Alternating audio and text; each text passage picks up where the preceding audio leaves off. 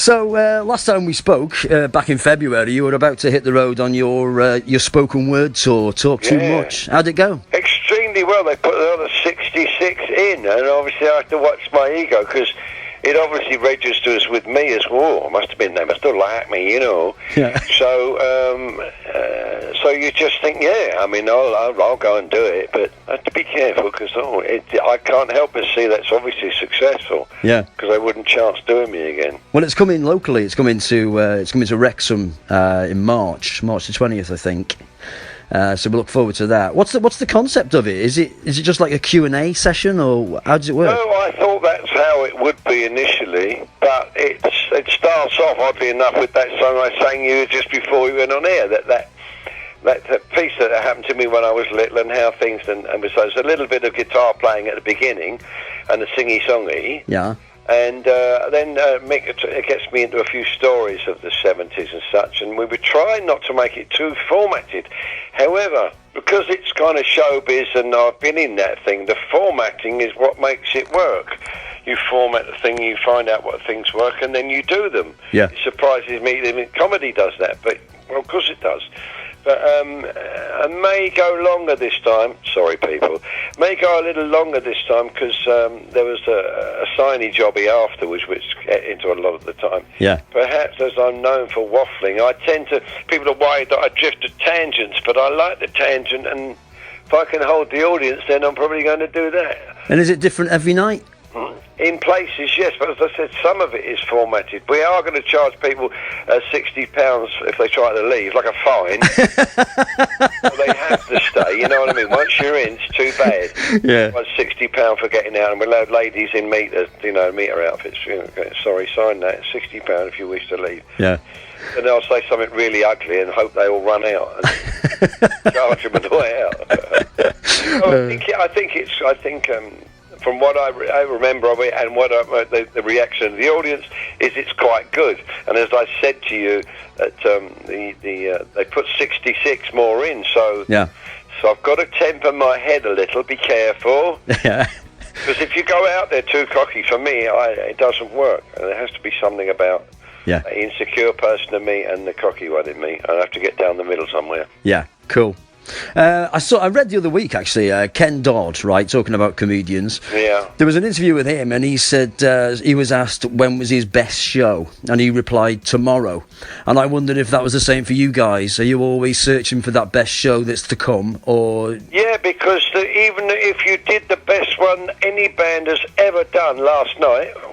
What are you going to do tonight? Yeah. You can't walk on. Well, as you know, you can't walk on. Should have heard me yesterday, everyone. I was great. Thanks. Yeah. Good night. It'd be great if it worked, because you could just live on your... So one of the frustrating things about this and the talk show, and this the same with yourselves and actors and actresses and shows, that you go a great show and then you wake in the morning and better go and do another one. Yeah. It's gone. There's that couple of hours afterwards where you kind of bathe in it going, oh, that was good, I enjoy it, and so on. Yeah. And then, particularly if you're an old pro and you've been around a long time, you sort of go, where's the next one?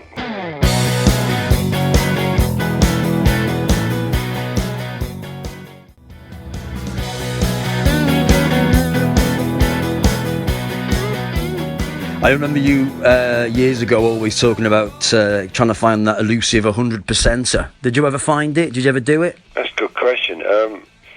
I don't know, because again, even if one did, that would set the bar perhaps, and then one would hope that you achieve that the following night, because you get a roll going. Yeah.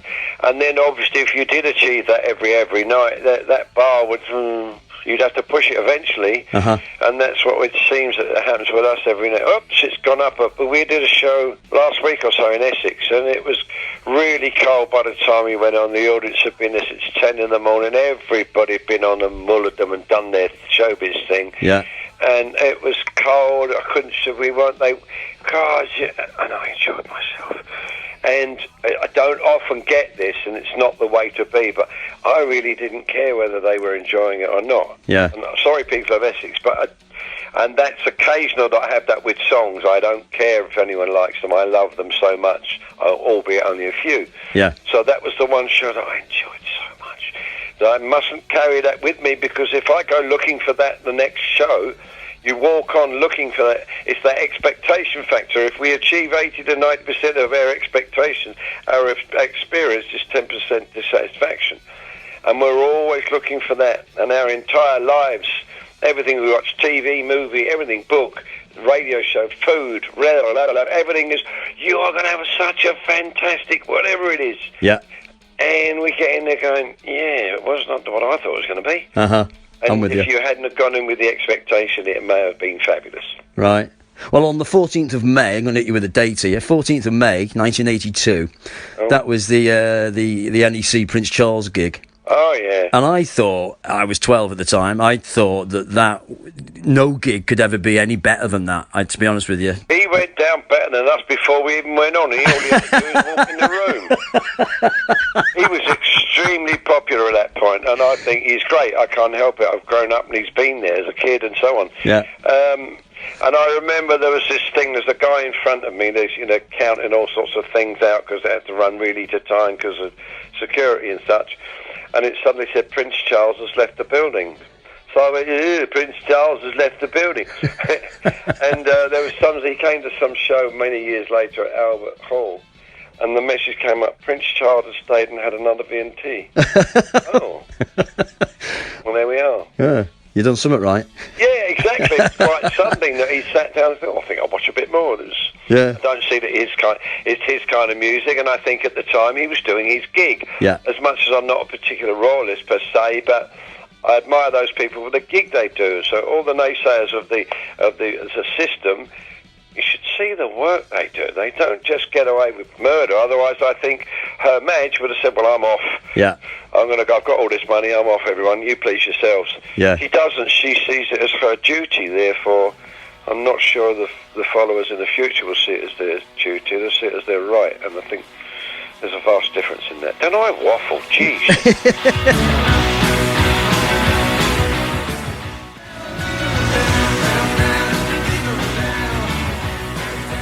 That show was, at the time it was billed as the first rock show to ever be broadcast live on any British television channel. Yeah, it was the whole thing that Charles was there, and I think they were doing the promo on the Monarchy, which we understand. Mm-hmm. I saw something the other day, and I said to my wife, "Oh, look, that's the Palace PR department doing that," and she's going, "Well."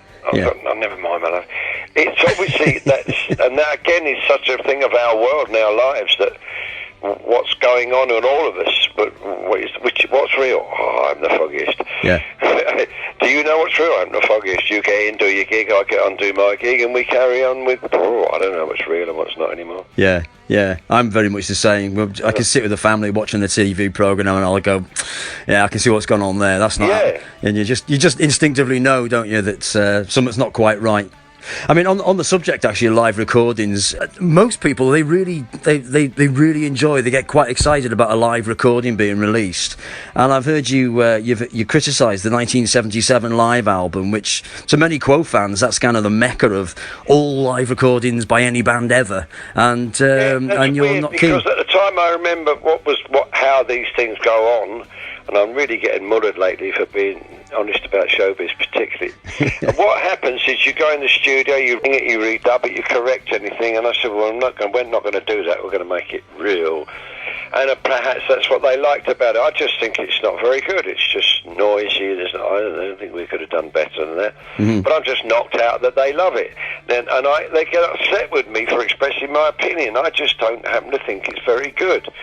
It's like, those hospital gowns you see that are all there, and then you're all covered up, and then you turn around the back and their bum's exposed. Yeah. That's what that seems like to me. It's about, that's what I said we would do at the time. Let's do it warts and all, and all I see is warts.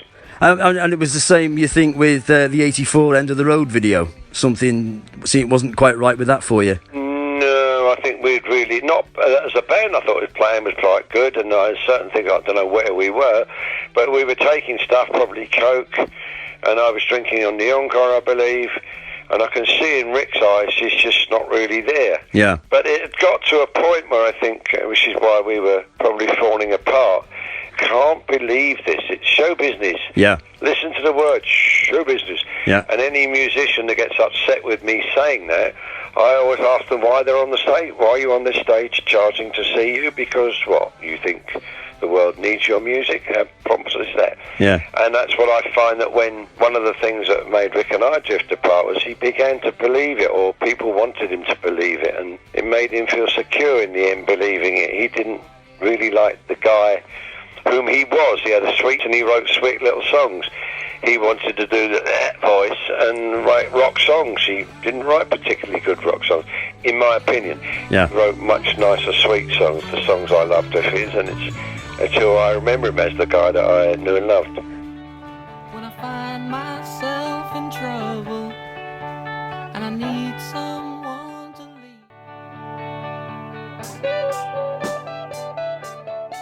Let me ask you, just on the end of the road thing, because I don't think you've ever been asked about it in any interview. No. During Rockin' All Over the World, somebody in their wisdom decides to throw a bottle on the stage. And then, I mean, apart from it being ridiculous, I read around about that time that was quite a normal thing for people to throw things around.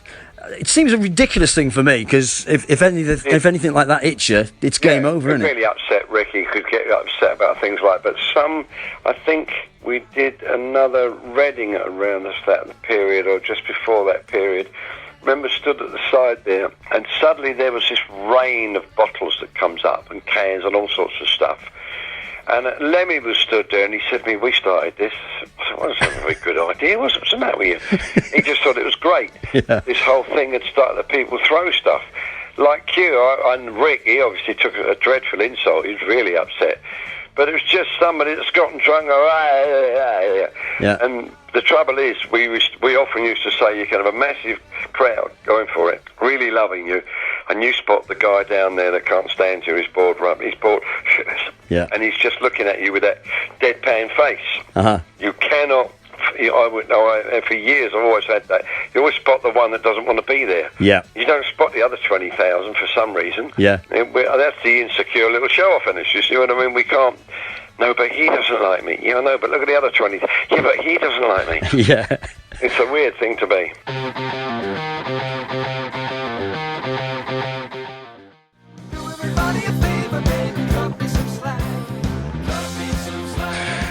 My show on the radio is about stage and screen, so I've got to ask you about Coronation Street. What was your thoughts on that? What was going on there? Well, what's his name? Bruce used to come and see us a lot, and he'd always have a photograph with us. And I'd say, "What, another bloody photo?" He said, "Well, yeah. Well, why can't you get us in your thing? You know, me mouthing off." Yeah. And a few weeks later, the manager come on and said, "Well, they want you." I said, "Oh, no, thanks." He said, "But you asked them." And the manager's a very big fan, always has been. And lo and behold, we ended up doing it. I enjoyed it immensely. It was a learning curve. Up until then, I thought soap actors, whether lots of us think that they're not real actors. You know, we're told that the Hollywood people or the Shakespeare people are the real actors, and the real, oh no, darling, you know. Yeah. But you watch these people work. They've just come in that morning. It's 7 o'clock. They're in makeup. 7:30 they're on set. They're reading this piece of paper, trying to make sense of the thing, and they're going, "Don't get this." And I remember saying to Rick, "This is rubbish." We were watching something. So this is rubbish. Within 25 minutes, suddenly you were watching television. And so I learned quite a lot of respect for them. But it was a great learning curve, as I said, and something I would quite like, I shouldn't say it, I'll get in trouble, quite like to do again. Oh, really? Edit that piece. Well, as I said, that I'm sure they wouldn't like us in there, because it's like someone coming into your gig saying, "Oh, I haven't got some guests to invite tomorrow." What for? You know, all right, I'll get on with it. Yeah. And I'm sure they were like, "What are these two idiots doing in here?" And but we enjoyed ourselves, yeah. Yeah. I mean, obviously it led on to doing Bula Quo as well, which... Another mistake. Pardon me? But I mean, what was... That was... I remember sitting in this chair, and it'd been going on for about 2 or 3 years, and we'd done promos of Rick and I diving through windows, flaming with guns in our hands, shooting people. Yeah. And then they realised, this is not real, and they want to appeal to a broader audience, a younger audience, because of us two, Morecambe and Wise, in it. And it suddenly went really like it was. And then I remember doing something one day, and the director said, "Don't rush your lines." So we went, he said, if you leave the gap, we can always close the gap. We can't stretch it open. So I thought, And then after the event, I remember talking to Rick and saying he should have told us to leave a gap in all of it, and left the gap. All the other actors leave a gap to see if you or I come up with anything. Yeah. And naturally funny, which we could do, unless we were asked to be funny, and then they could close the gap. So I thought, enjoyed that again, another learning curve, enjoyed being in Fiji immensely, delightful people on the movie. But when I looked at it, I thought, oh my goodness me. You can't help it, can you? You go, oh, shouldn't have done that one. Yeah. You never know until you've broached and tried it. Yeah. And one of the things that people have said about us and various other older acts, and I know I'm thinking of Uncle Mick and Uncle Keith. Yep. You tend to fall over flat on your face on any particular album, single, idea, movie, whatever, and you get up again. I'm not sure that subsequent generations of bands, pop stars, whatever, are very good at falling on their faces and getting up again. Yeah. And it's the ones that can get up again tend to survive. Whether we're any good or not is another matter.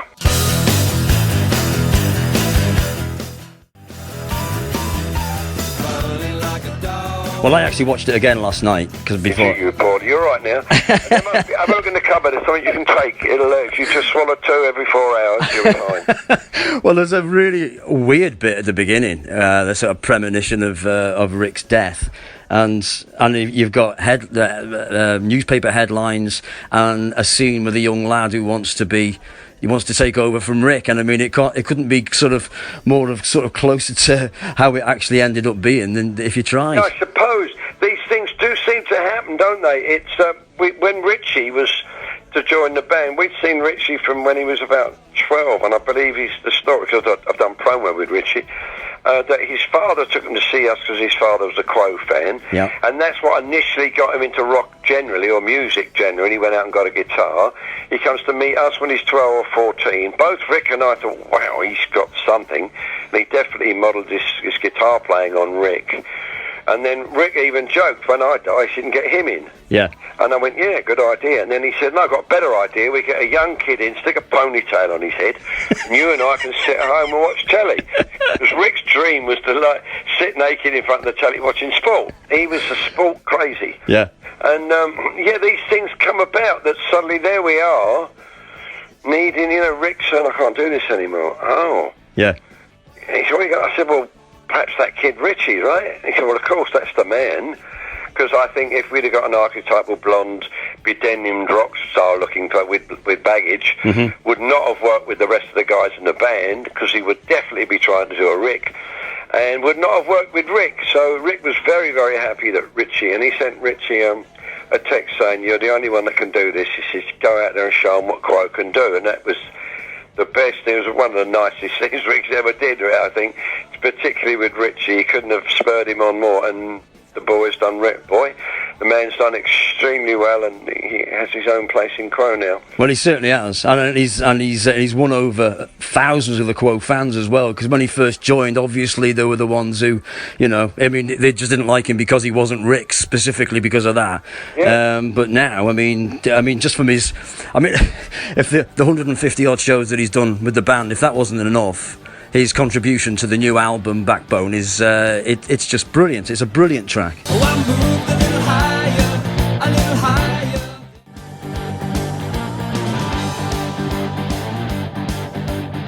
Brilliant. It's a brilliant track.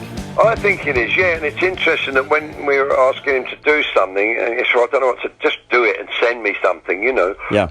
And I wasn't sure. I spoke to Andrew and John. Perhaps one of us should get in with him. I thought, well, maybe John or Andrew. And then thought, well, no, because we would bring that experience or that age.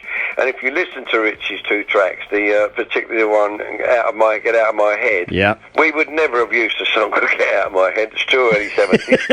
The riff sounds kind of Roadhouse Blues at breakneck speed. Yeah. And so it's definitely a young man's tune, so he definitely brought something, and we would have just tailored it to sound more like the rest of the band does. So it was good to leave. It'd be interesting to see what, if we do any more, what he comes up with next. Yeah, absolutely. And his singing voice as well, it's terrific. It really is good, yes. Yeah. He really shone in the studio with that particularly. Good guitar player, but I think a little intimidated by everyone's playing and playing with everyone. But vocally, can't touch him. He's really good, surprising. Yeah. He's very much like Rick when I knew Rick when Rick was 16, 17. Yeah. Got this sweet tone and vibrato in there. It's strange because I said it's everything that Rick in the end hated about himself or didn't like about himself, that voice that he had and the nice songs that he wrote. So, yeah, all credit to Richie. And it's done remarkably well already, this album. I heard today, number 1 in the Amazon charts. I mean, you must be thrilled to bits. We are, very. I mean, plus the two, him and Richie and Leon are like, whoa, you know. Yeah. And we're all a bit more cagey than that. Let's just see how it goes. But we have to admit, being number 1 in that chart at all for 10 minutes is still something in today's world. I mean, I'm sure Andrew, John and I remember the days of selling hundreds of thousands a day and, 500,000 a week or whatever. Yeah. But we're still in the running for whatever today's accolades are, so there we are. Well, it's a fantastic album. I've listened to it back to back. I mean, I've listened to back many times as well. I can pick you up on that. Go on. But it doesn't seem to. It seems to me like an album with when every track's a cracker. That doesn't really ever happen. I think whatever you want, just supposing. Search the Fourth Chord and Quid Pro Quo recently are the albums for me that stand out as every track's a belter. You don't skip any tracks at all. But this one, you say that. Yeah, this is Backbones. It does seem, and Richie often says that he's asked which is his favourite, and it's a good sign. He said, well, some weeks it's this one, and then some days it's that one. And then when recording it, I was saying to the engineer the other day that when we were recording it, there'd be a couple of days we're working on something and go, no, this is the one. Yeah. And a few days later, actually, no, this is the...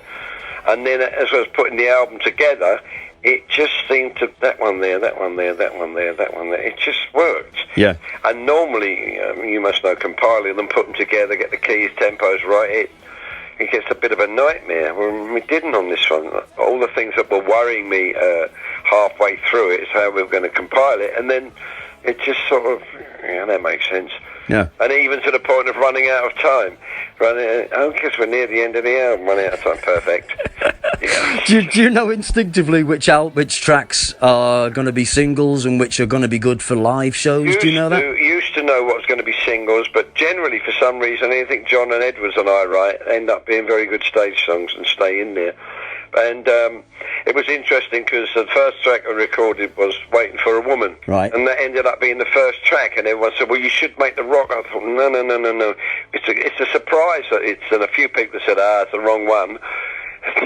And exactly what he wanted them to say. And because it's the down one, you think, Yeah. So if you are a naysayer, you're going to say, didn't expect that, let's go to number 2. And that is the thing these days, you need to suck people in somehow. Yeah. The whole acoustic thing did that. They've done a new album, it's acoustic. Oh, really? Yeah. So a slight interest. The two of them on the nude on the front. I've got to see that. Yeah. And then Brian Adams did the picture. So you got 3 points of interest before they even listen to the record. Yeah. And that is a mark of today's world. The marketing angle, you need to get people to even attempt to listen, particularly for an older band. Uh-huh. So all the graphics worked, the covers worked, everything seemed to fall into place. Yeah, it's a corking album. There's no two ways about it. I don't like it, of course. I bet. Yeah, well, yeah, I suppose. I just had to say that, makes me laugh. All that. It's a belter, this album. Well, unless you don't like it. Don't like it. It's a second.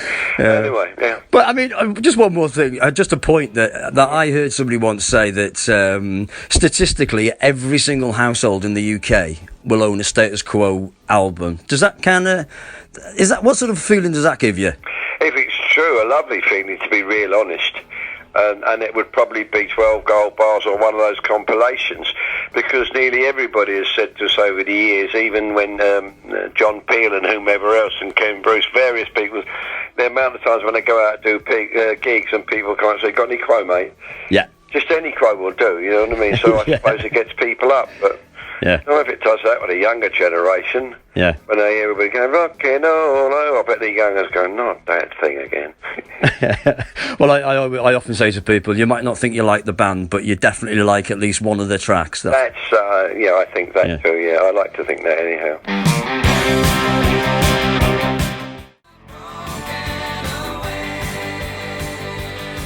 Before we finish, just clarify for me, there's a rumour going around that No. you're going to be involved in I'm a Celebrity. What's going on? No.